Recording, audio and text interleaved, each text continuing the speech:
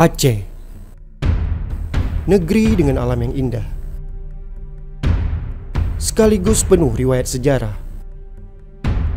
Saya akan menyusuri punggung bukit ini untuk menemukan warisan nenek moyang kita ribuan tahun lalu yang tersembunyi di antara rimbunan pohon. Ikuti petualangan ini, menyusuri lembah bukit hingga menyelam ke dasar laut, mencari jejak sebuah negeri bernama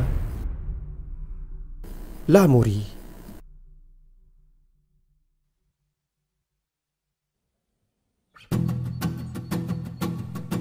Aceh memiliki begitu banyak potensi pariwisata alam dan budaya. Ada destinasi wisata yang bahkan endemik dan hanya bisa dijumpai di wilayah ini. Namun, jauh dari itu semua, ada yang lebih menarik dari Aceh, yaitu hasanah sejarahnya. Berdasarkan literatur sejarah, Aceh dikenal sebagai pintu masuk dan jejak Islam pertama di Nusantara. Dari sana pula, melahirkan begitu banyak ulama terpandang, dan peninggalan itu sangat menarik untuk kita telusuri. Salah satu yang menarik bagi saya adalah sejarah Kerajaan Lamuri yang pernah berjaya di Aceh.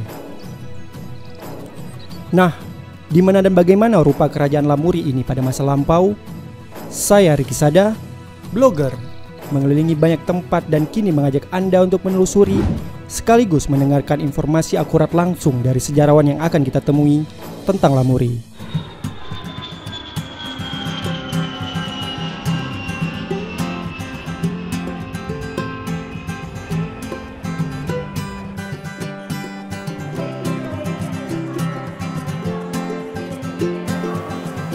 Kita telah sampai di Bandara Sultan Iskandar Muda dan saya sudah tidak sabar untuk segera menuju ke hotel, beristirahat dan menikmati kulinernya. Saya punya teman yang mempunyai hotel dengan nuansa sejarah, pas dengan tema kita kali ini.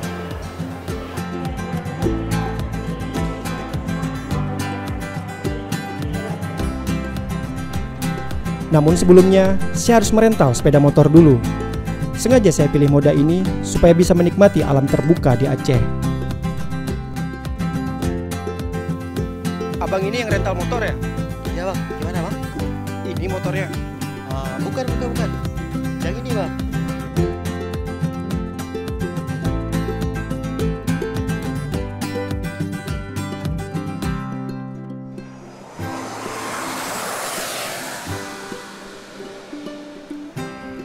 Permisi.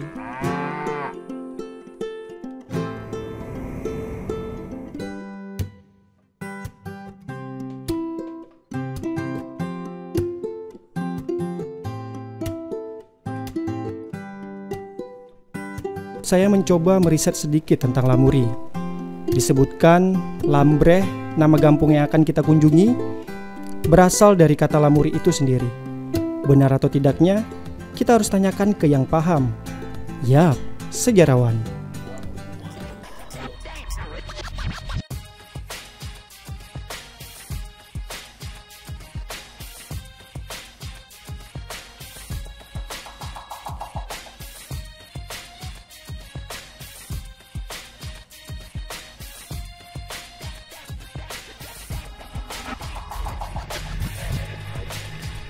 Orang yang pasti bisa menjawab pertanyaan saya adalah Bapak Dr. Husaini Ibrahim, sejarawan dan arkeolog dari Universitas Syah Kuala Banda Aceh.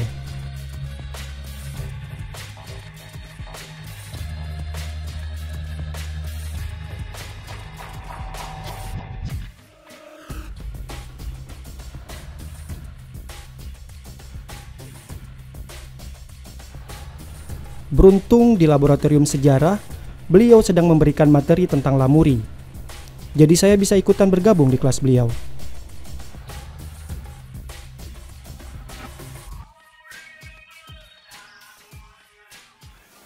Ya, Lamuri itu sebenarnya sebuah kerajaan yang kuno yang ada di Aceh. Dan dalam beberapa catatan asing itu ada yang menyebutnya, misalnya ada yang menyebut Lamuli, ada yang menyebut Lambri. Tapi kalau kita kaitkan dengan nama kampung yang ada di sana, adalah sebuah nama kampung Lamreh. Lamreh di Kurung Raya. Lalu, dari mana asal mula masyarakat yang mendiami lokasi tersebut? Kalau kita merujuk pada beberapa pendapat bahwa masyarakat yang awal datang ke sana itu sudah mulai pada zaman silam. Pertama sekali mereka itu datang dari kawasan Champa, dari kawasan Indochina yang datang melintasi kawasan Semenanjung Melayu, lalu mereka menyeberangi Selat Melaka. Dan ini sudah terjadi lebih kurang 3.000 tahun sebelum Masehi. Jadi kawasan ini merupakan kawasan yang tertua, yang pertama didatangi oleh masyarakat yang dikenal dengan Proto Melayu atau Melayu tua.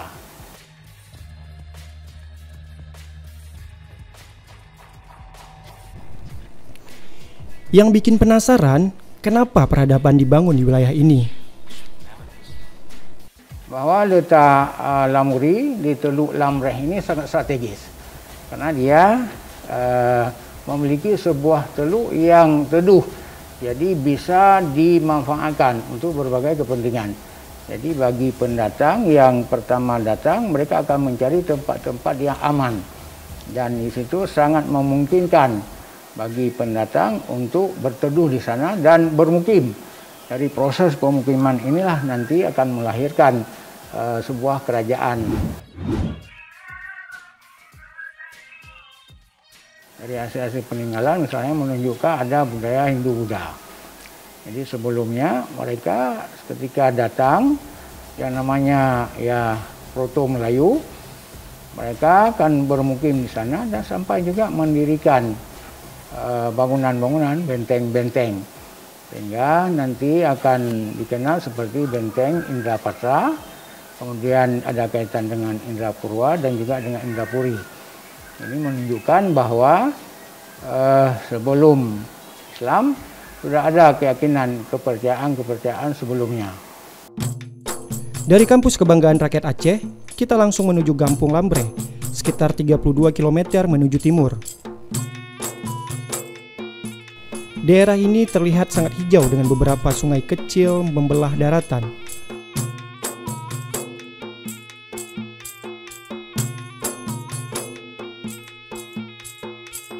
Perjalanan menuju kampung ini sangat menyenangkan. Kecuali, ya kalau tersesat seperti ini, ya rajin-rajinlah bertanya.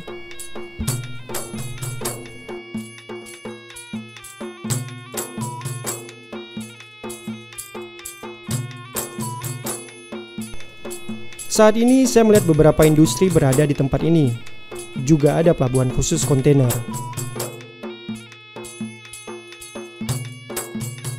Menurut pandangan seorang pengembara dan penulis asing, Tommy Pires, letak Lamuri adalah di antara Kesultanan Aceh Darussalam dan wilayah Bihu. Artinya, wilayah Lamuri tidak hanya di perbukitan Lamreh, namun meluas hingga daerah pedalaman.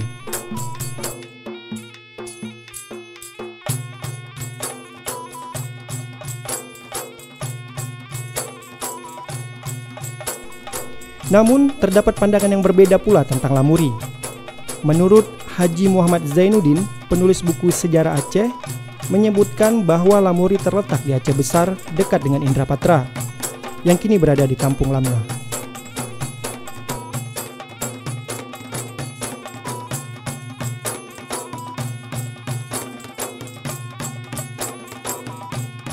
Setelah tiba di Lamreh, di sebuah warung kopi saya bertemu dengan Bang Rian, seorang pengurus kampung di sini.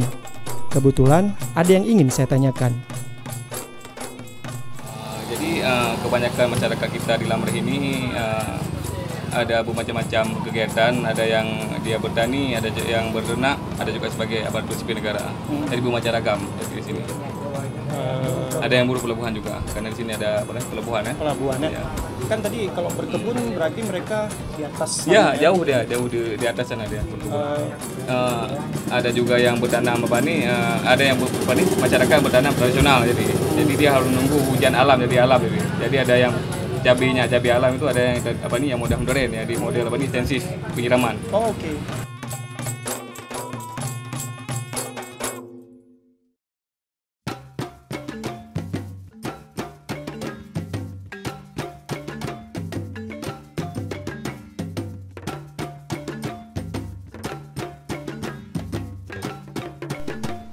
Sebagai kerajaan kuno yang dipercaya berdiri pada abad ke-10, Lamuri tentu saja tidak memiliki banyak peninggalan. Peninggalan otentik kerajaan Lamuri saat ini setidaknya ada 3. Bekas pertapakan bangunan, berupa benteng dan pemukiman, batu nisan, dan keramik.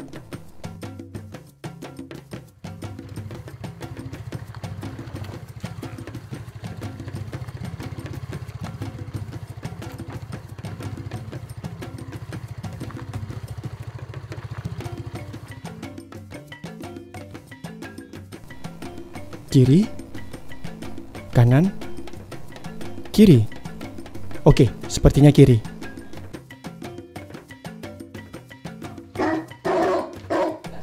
Oke sip, kita ke kanan. Inilah kawasan perbukitan Lambre. Perbukitan setinggi 40 meter di atas permukaan laut ini bermuara pada Selat Malaka dengan pagar bebatuan karang. Selamat datang di Lambre.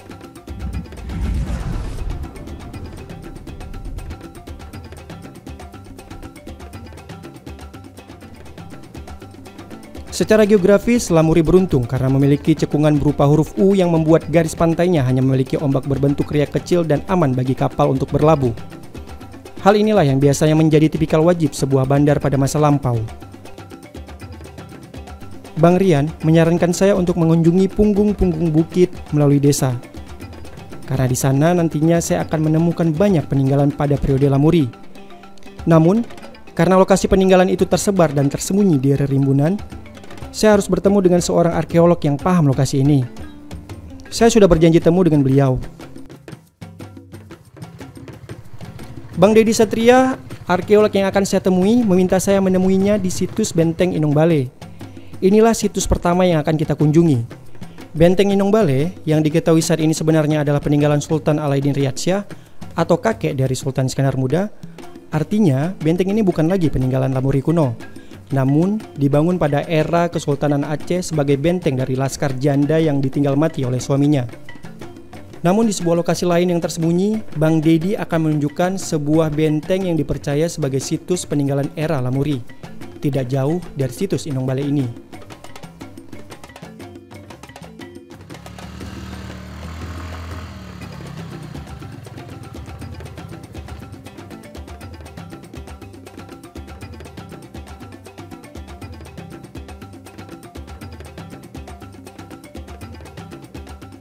Bang Dedi, ini kan kita sudah berada di tepi pantai Lok Ucut, kawasan Lambre. Iya.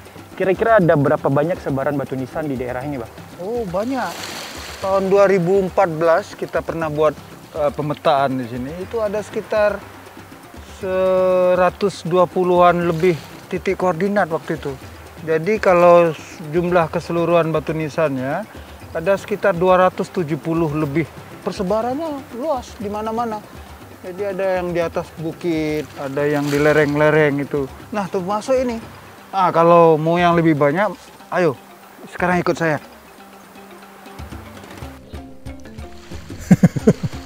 Kalau mereka tahu ada nisan di mana-mana, kayaknya nggak bakal nih mereka selfie-selfie lagi.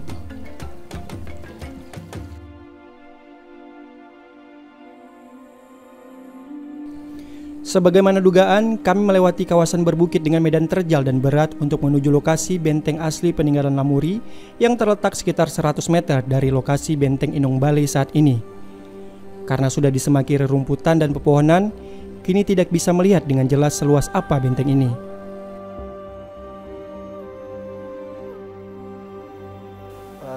Panjang sekitar 200 meter kurang lebih. Kemudian lebarnya sekitar 50 meter lebih itu diisi dengan pemukiman-pemukiman masyarakat Lamuri di zaman Lamuri. Ini ada, kayaknya ada pecahan keramik. Oh ya, ini mungkin salah satu bukti bahwa di areal benteng kita ini memang ada pemukiman di zaman dulu. Memang di permukaan di lokasi kita ini, nah ini memang banyak ditemukan benda-benda seperti ini.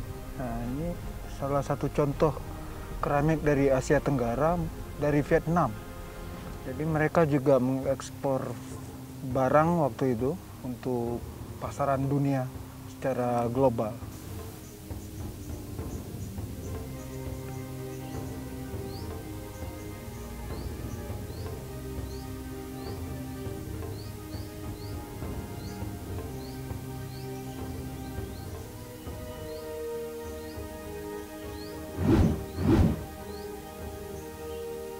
katakanlah Lamuri dikenal sebagai tempat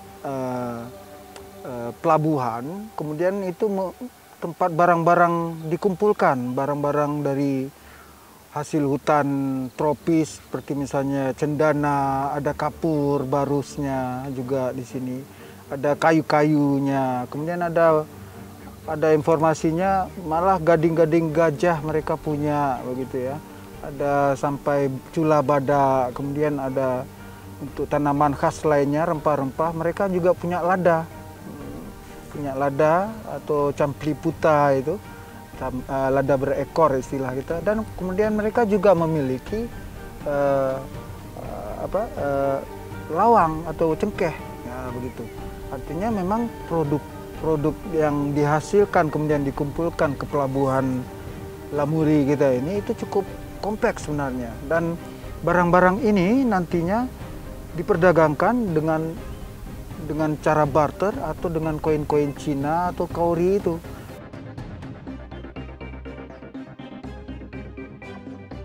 Bang Dedi menjelaskan berdasarkan keramik yang hingga kini masih mudah ditemui, menunjukkan bahwa area ini dulunya merupakan pemukiman padat.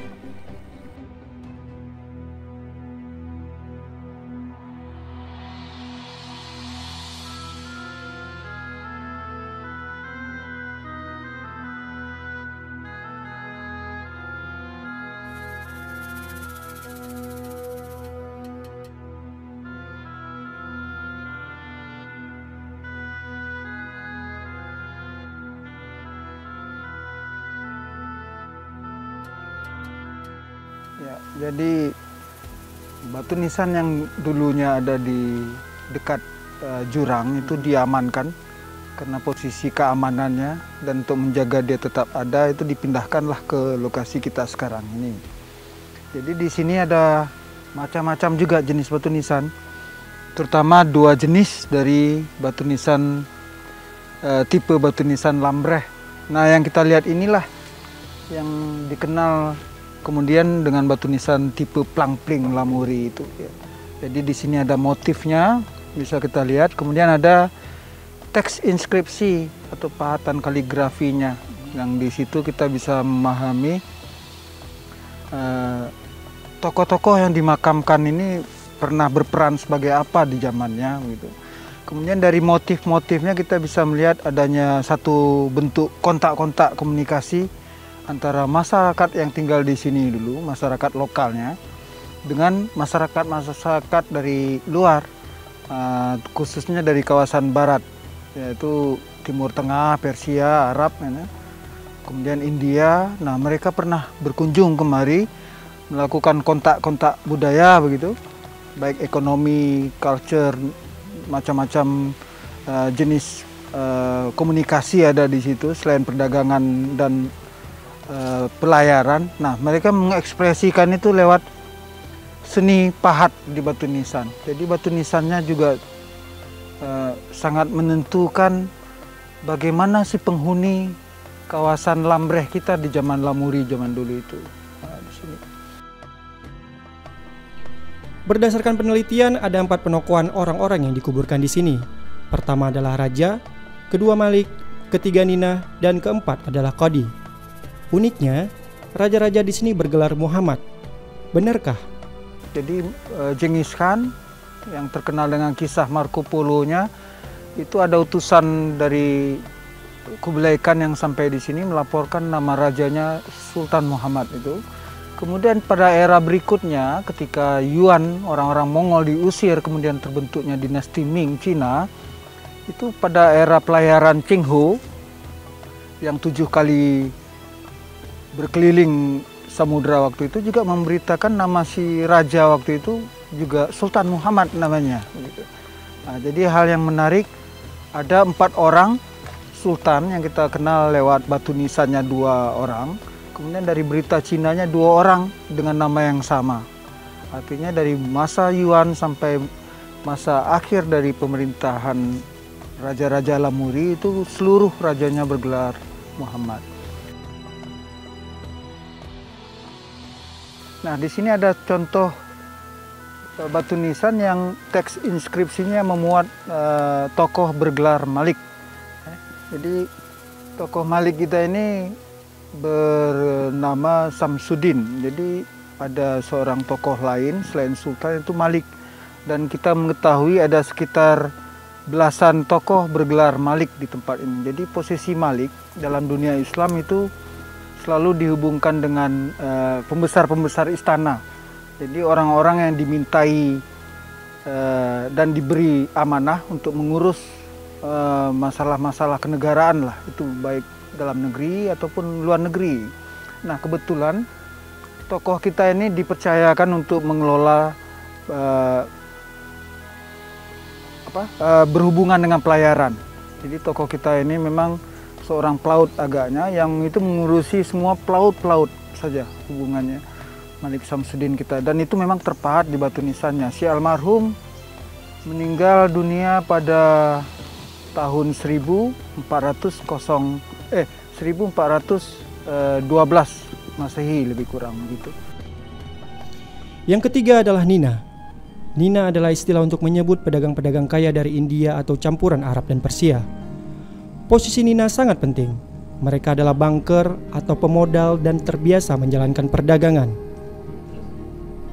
Terakhir adalah Qadi. Qadi adalah pemimpin besar untuk urusan keagamaan di Bandar Lamuri setelah pengaruh Hindu-Buddha berakhir. Ada satu gelar di sebuah nisan yang sangat menarik, yaitu Qadil Qadi Sadrul Islam. Di Timur Tengah, gelar ini menunjukkan seorang tokoh yang punya kekuasaan besar, termasuk otoritas hukum.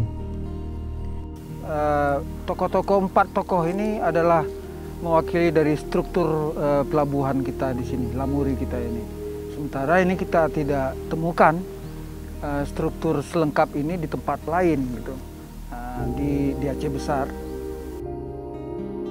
Dari catatan sejarah dan artefak yang ditemukan, berupa nisan dan keramik yang bertebaran di lokasi, semakin menguatkan Lamuri sebagai pusat penyebaran agama Islam dan perdagangan segitiga emas bersama dua kerajaan lainnya, yakni Samudra Pasai dan Barus.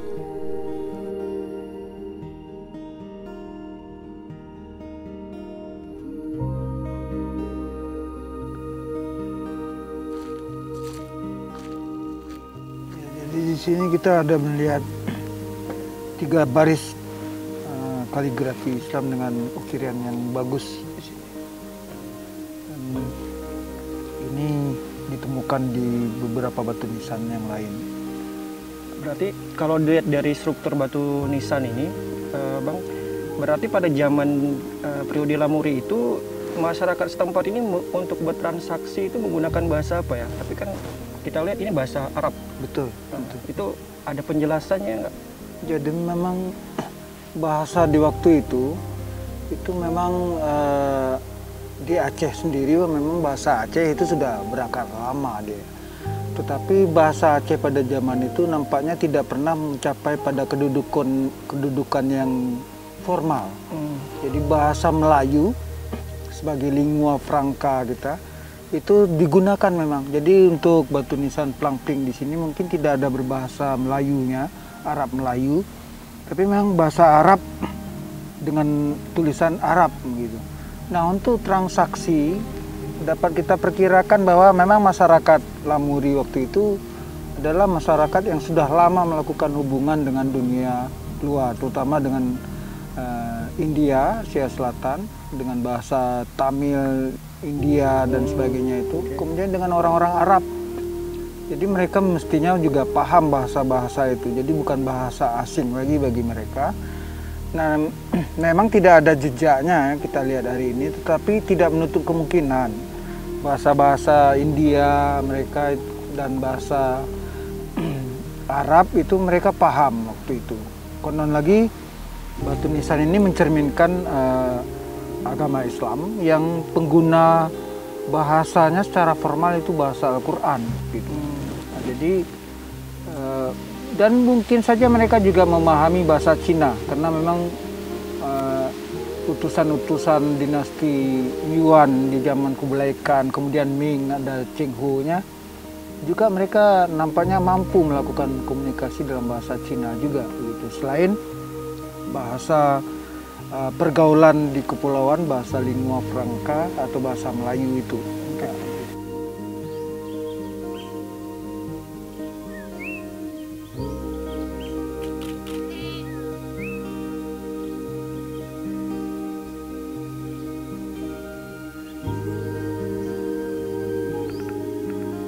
Berarti ada pemukiman lain Bang di sekitar tempat pemakaman ini. Oh iya, ada. Bisa saya tunjukkan di sebelah sana. Oke Bang. Sip. Thank you. Makasih tadi ya.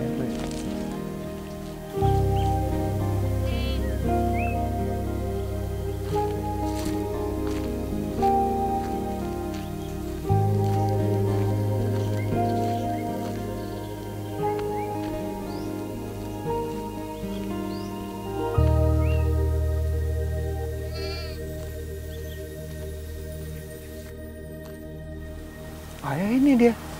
Ini penanda pemukiman namanya. Dari yang kita lihat kan ini sepintas kayak batu biasa. Iya, betul. Dari mana Abang sebagai arkeolog tahu kalau ini memang merupakan pondasi atau tapak pemukiman pada periode Lamuri? Iya. Memang secara umum batu-batunya ini memang tidak seragam. Jadi ada yang besar, ada yang kecil. Kemudian ada bagian-bagian yang sudah hilang, mungkin kena berguling, jatuh ke bawah. Tetapi menurut hemat saya ini adalah bagian dari susunan yang sudah lama disusun manusia di zaman Lamuri kita. Karena struktur seperti ini banyak kita temukan. Sekedar sebagai fungsi untuk penahan agar kalau hujan air itu tidak membawa tanah langsung ke bawah gitu. Jadi membentuk teras-teras dia. Jadi ada teras di belakang kita juga ada susunan seperti ini menggambarkan teras yang lain. Kemudian ada teras kita ini. Dan ada satu teras lain yang saya perkirakan pernah ada di dekat jurang kita karena ini longsor. Terasnya sebagian hilang gitu. Dan disinilah pemukimannya. Yang menariknya juga di dekat-dekat pemukiman kita ini ditemukan makam tokoh-tokoh yang kita lihat tadi kuburannya. Untuk menentukan usia dari bangunan ini, arkeolog menggunakan sampling karbon. Analisanya, manusia pada zaman dahulu membakar lahan sebelum mendirikan rumah. Analisa arang dari hasil pembakaran itulah yang dapat dihitung usianya setelah diteliti di laboratorium.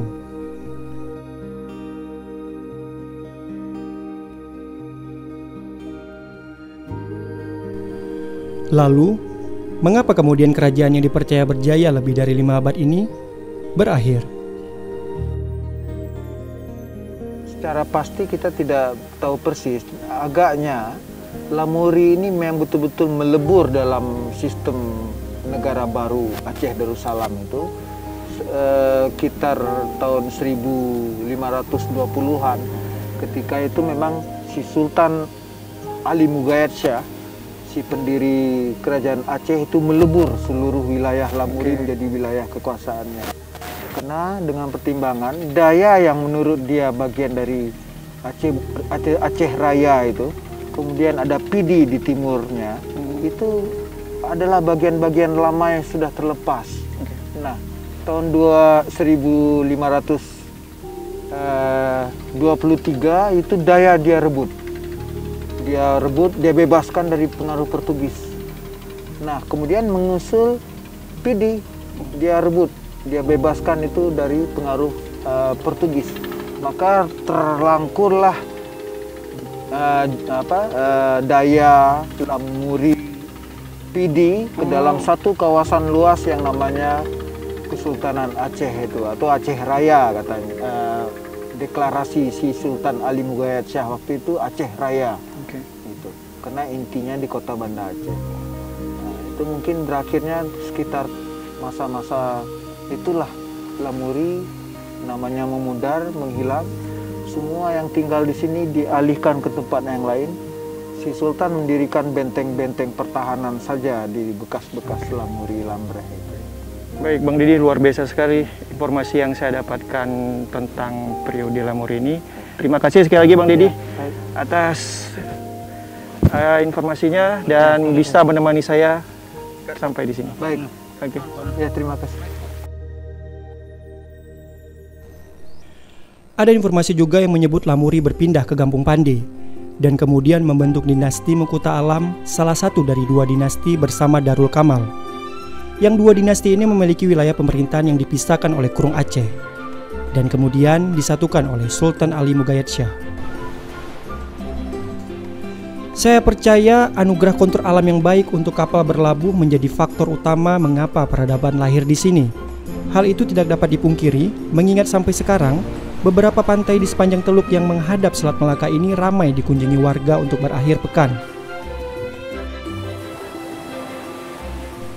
Saya tentu tidak mau ketinggalan untuk menikmatinya. Mumpung hari ini masih panjang.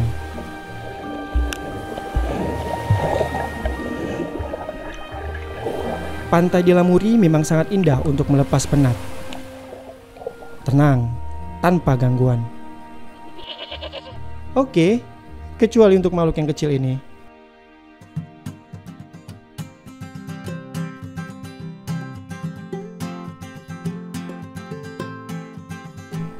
Satu hal yang masih mengganjal, saya masih ingin menggali lebih banyak mengenai keramik yang ditemukan. Saya dengar, IKAIOS, sebuah lembaga penelitian di Universitas Syakuala, memiliki banyak koleksi keramik peninggalan Lamuri karena pernah meneliti kontur tanah di Lamuri.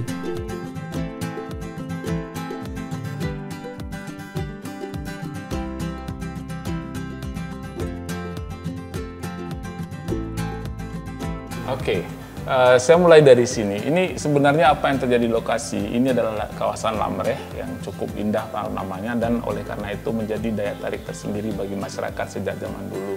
Kalau kita ke sana, kita akan temukan lebih mudah. Keramik-keramik, pecahan keramik sangat banyak sekali di permukaan. Tapi kalau kita coba gali atau kita lihat di tebing-tebingnya juga kita bisa temukan keramik-keramik yang tersebar di kedalaman, termasuk di daerah sini dan di daerah sini. Ini adalah daerah Lubuk, yang ini di dekat Kuta Inong Baleh. Apa yang kita lihat dari sini, ternyata di daerah Lubuk itu dan di Kuta Inong Baleh kita temukan beberapa lapisan tsunami. Paling tidak ada 2 buah lapisan tsunami yang kita temukan di lokasi tersebut. Lalu di situ kita temukan periodisasi daripada keramik-keramik yang lebih tua biasanya berada di lebih dalam, kemudian yang lebih muda berada di atas. Oleh karena itu kita coba memilah-milah keramik-keramik berdasarkan dari periode-periode pembentukannya. Dari situ kita bisa lihat di sini keramik dengan periode yang tertua dengan model-model seperti ini tentu memerlukan ahli keramik memang yang dari Cina. Kemudian ini yang di 1400 sampai 1600, kemudian ini 1600 sampai 1800, dan yang ini yang paling baru yang bercampur antara keramik-keramik dari Cina dengan keramik-keramik daripada Eropa. Nah, kalau ini biasanya berada di daerah dekat-dekat dengan permukaan, sedangkan yang ini biasanya di daerah dalam, tapi juga ada yang di dekat permukaan. Mana ini tidak ditemukan di dekat permukaan. Kalau berdasarkan dari kedalaman tadi, bisa menunjukkan umur daripada lapisan-lapisan kalau seandainya ditemukan lapisan tsunami di situ. Kalau berdasarkan dari distribusi wilayah, kita bisa tentukan daerah-daerah yang dihuni kembali sesudah sesudah tsunami atau daerah yang ditinggalkan sesudah tsunami seperti itu. Dan di sini kita menyajikan keramik-keramik dari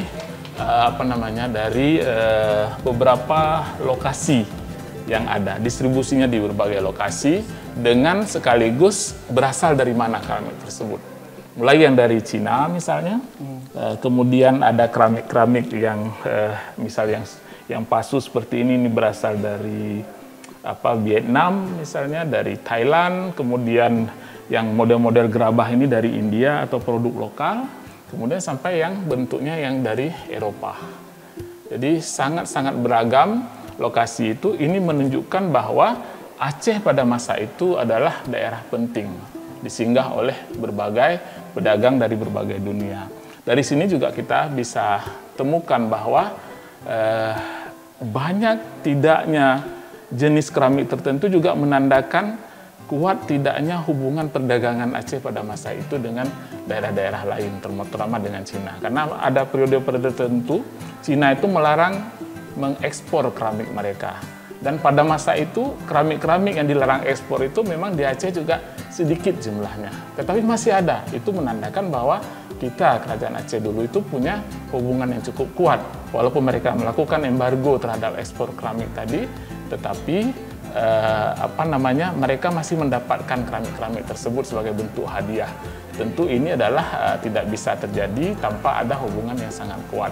Jadi sebenarnya dengan mengeksplorasi keberadaan keramik yang ada di Lamreh itu, kita tidak hanya tahu bahwa bencana pada masa itu, tetapi juga kita bisa tahu pemukiman, perdagangan, dan lain-lain.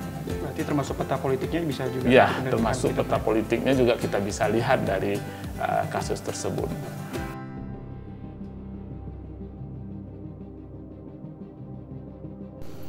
Salah satu peninggalan penting yang patut dikunjungi adalah benteng ini, Indrapatra.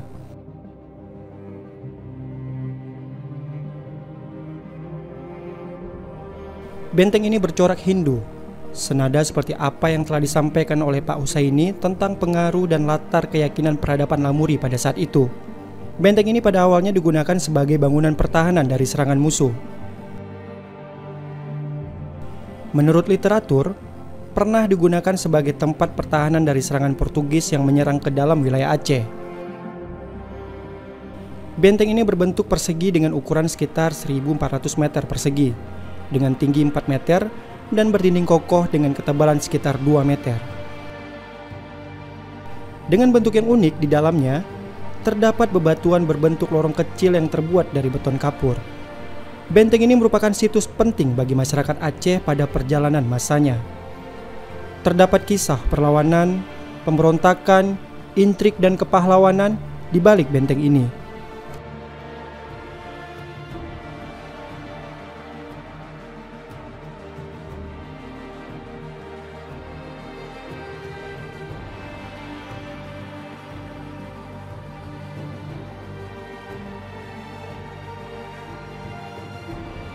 Lalu, ada pula benteng Kutalubo yang berada di bagian timur Semenanjung Lamreh. Sayangnya, benteng ini terbengkalai dan tidak terawat. Padahal benteng ini juga merupakan salah satu benteng tertua peninggalan Lamuri dan juga memiliki peninggalan nisan di sekitar benteng itu.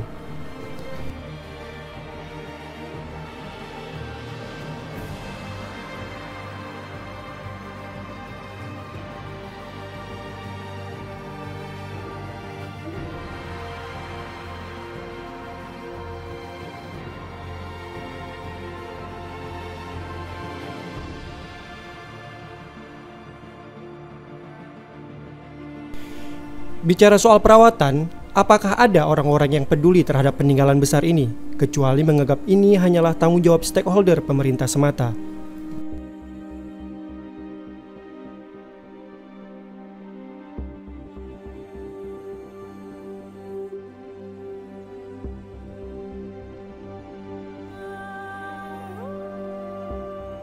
Saya bertemu Bang Abdullah secara tidak sengaja ketika beliau secara sukarela membersihkan situs peninggalan Lamuri ini dari keterbengkalaian.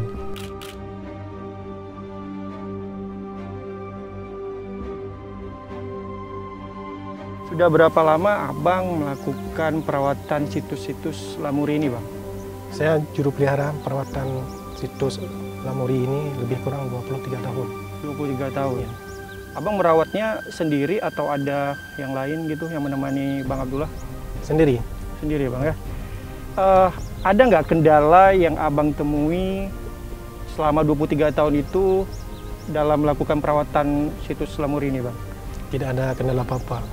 Jadi yang sekarang ini kendala cuma jalan akses saja. Karena cukup banyak yang rusak. Fasilitas umum maksudnya, Fasilitas Bang, umum. Kalau dari wisatawannya sendiri gimana nih, Bang? Kalau wisatanya sendiri cukup banyak, dari wisata lokal, wisata mancanegara, ada dari Malaysia, dari Singapura, dari Inggris, dari Turki juga. Bahkan ada wartawan dari Turki langsung ke sini, ke situs Inang Balai. Mereka menghubungi Abang ya untuk Iya. mencari tahu masalah Tentang sejarah. berdirinya Iya. situs Lamuri ini, Bang, ya. Oke, Bang. Karena di sini banyak juga terdapat mata uang dari luar negeri, uang Victoria, mata uang Cina, uang koin semua di bawah benteng Inang Balai itu kita dapat.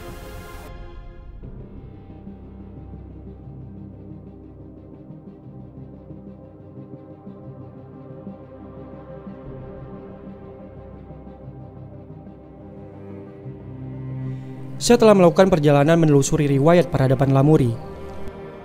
sekaligus pula menikmati keindahan lereng dan birunya laut, serta melihat kehidupan bersahaja masyarakatnya.